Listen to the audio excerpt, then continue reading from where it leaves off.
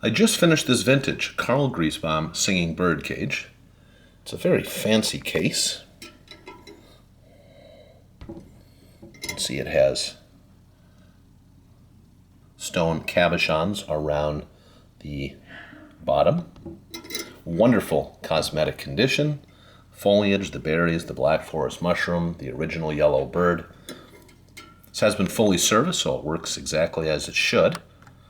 And if I didn't mention, this was made in the 1960s. Let's start off on intermittent.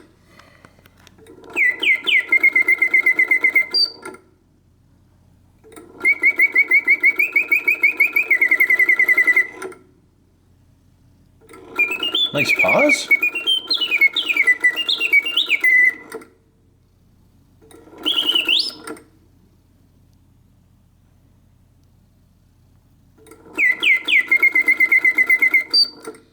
Let's move to continuous. So